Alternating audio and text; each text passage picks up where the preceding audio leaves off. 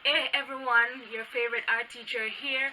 Just a little disclaimer, this is not my information. I got it from Television Jamaica YouTube channel.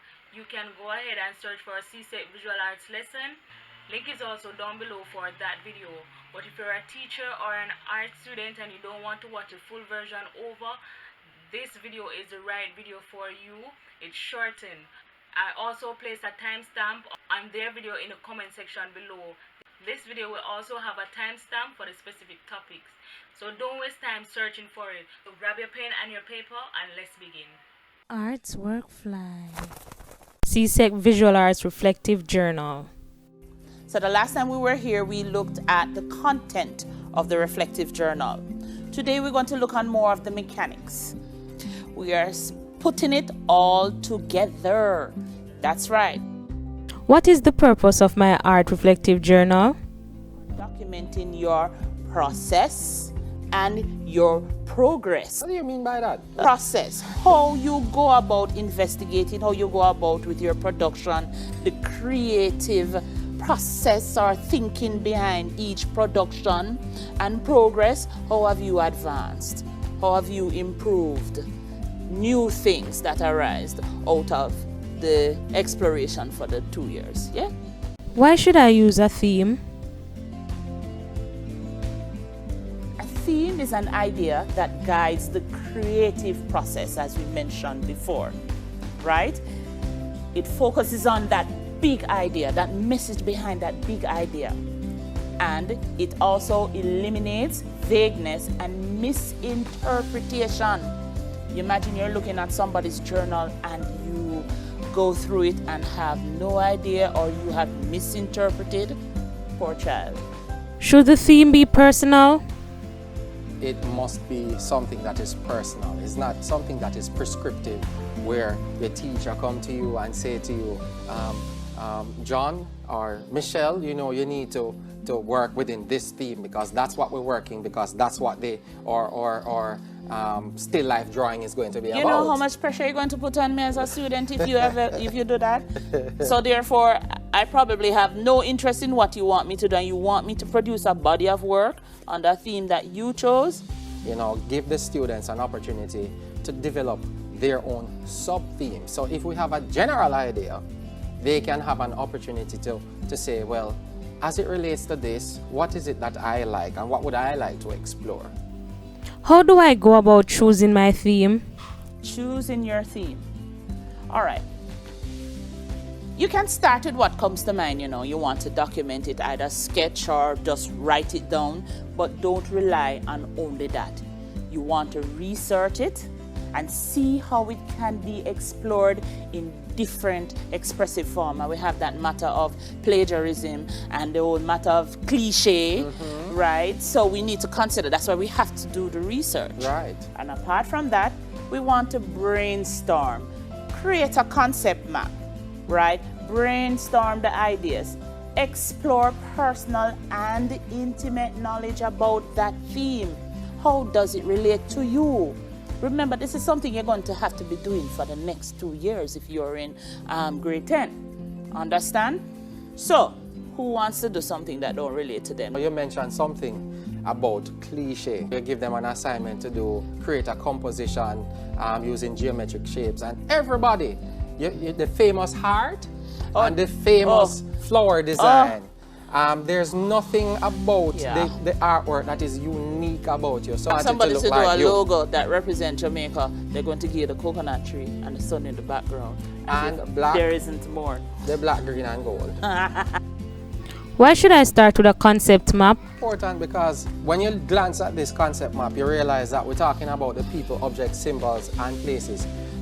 That captures almost every possible sub-theme that you could develop.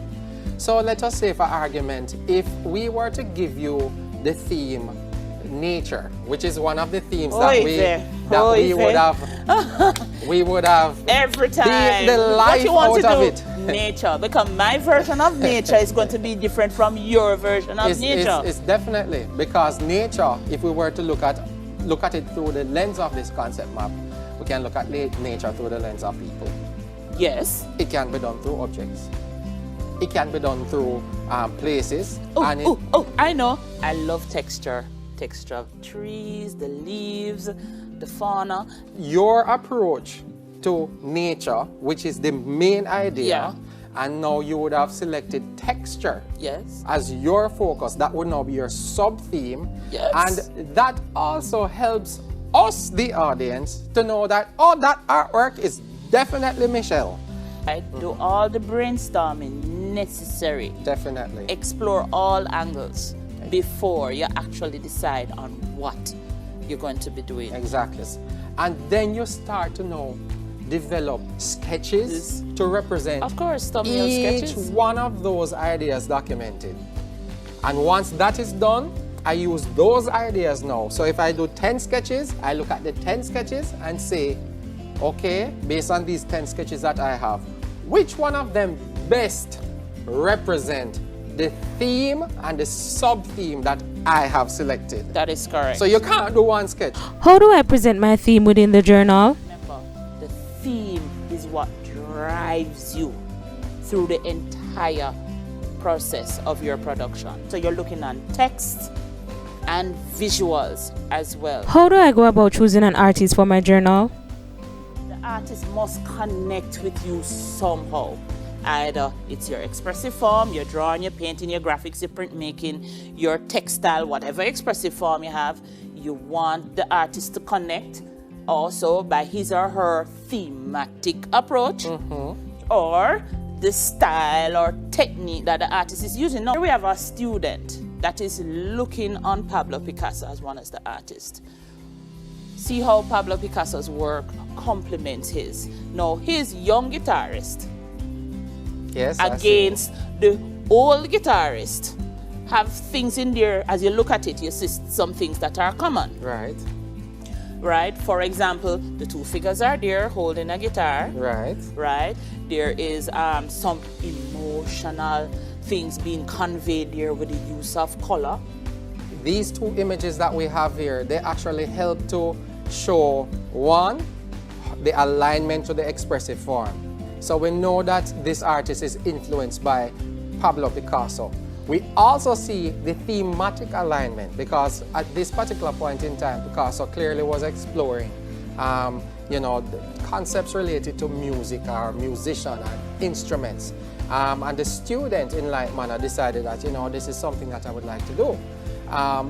You also see technique as an element because you notice that both of the pieces, they somewhat mirror each other in terms of the style that is used to render both pieces. And so you see how these artists would have connected, one, through the expressive form, two, through the thematic approach, and then three, through the techniques that are used. It's very linear and you can see it clearly. Even though the theme of the student here is not said, but you can actually guess. So he was talking about mood and music. What if I have chosen more than one artist?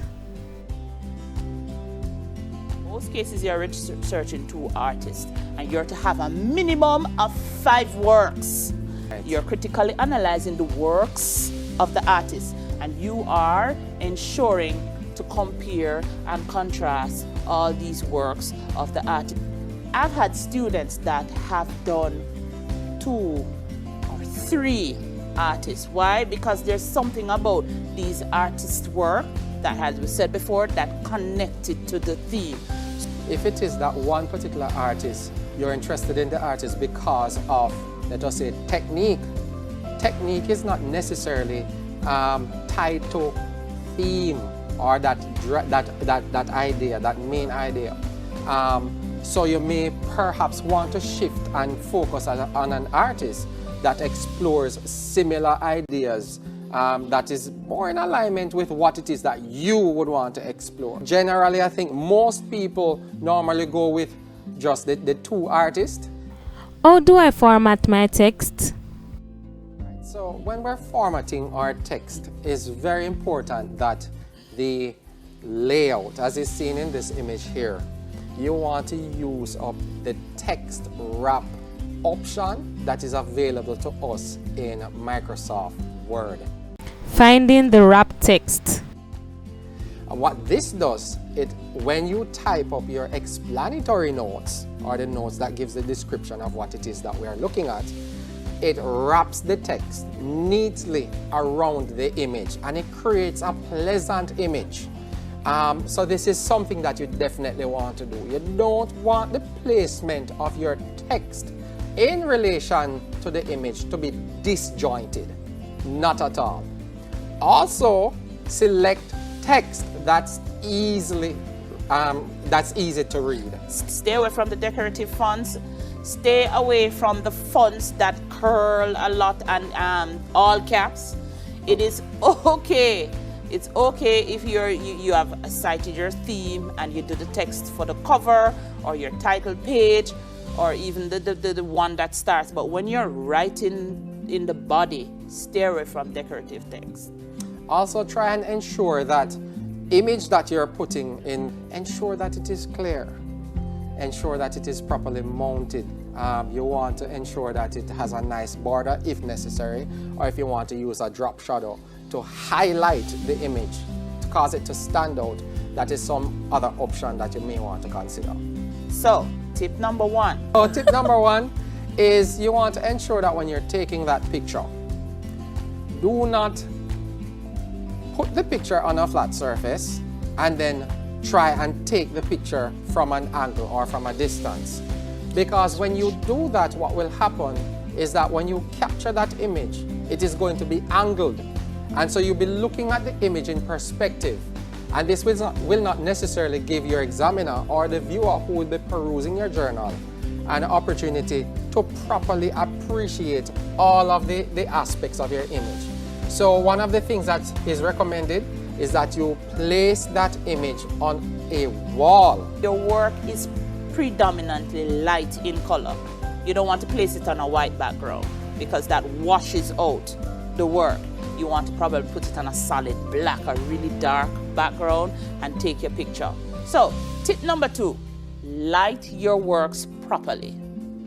What do you mean by that? Say light your works properly. Don't take the photo of the work in the dark. Too many times the work comes up on the page, you can't make out what it is. Oh. Next tip is to adjust your camera settings. You want to make sure that you have most of the work within the frame and not more space than the work. You want to make sure you adjust it to get clear, crisp, bright images. Okay, remember you're not only labeling finished pieces, but you have your steps. Yes, this is the process.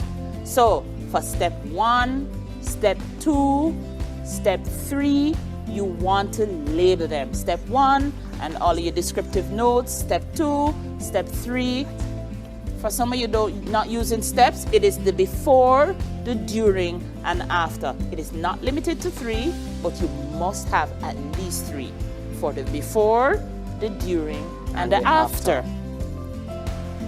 How do you lay this out on the page? Now, I'm giving you 2 examples. Here is an example of a student who laid it out on the page. So these are the steps. So the examples are next. So this is by column, where one picture fall below the next, one step fall below the next, and all of the description, they are written to the side. Exactly. That is one way. Now in the next frame, we have a student who decided to lay the works out in columns. In rows. In rows. Well, first was column, this is row, and the description go below. So you have an example there to follow.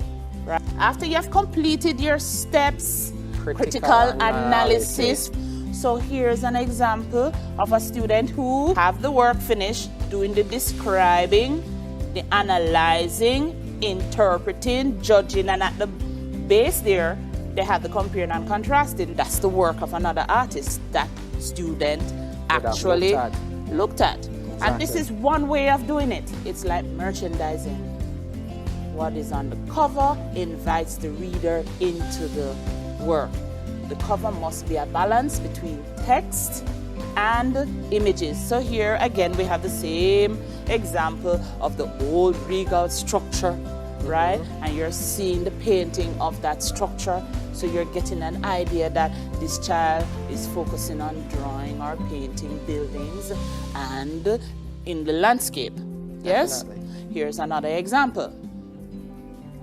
So in the next example, you have exploring surfaces. So I'm seeing background texture. So I'm looking on the typeface, right?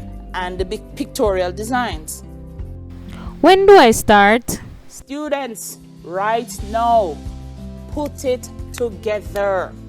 Fourth formers, do not wait. Start putting it together now. That's all for today for CSEC Visual Arts. Please remember to like, share, comment and subscribe and hit the bell so you can always know when I upload. Artwork Fly.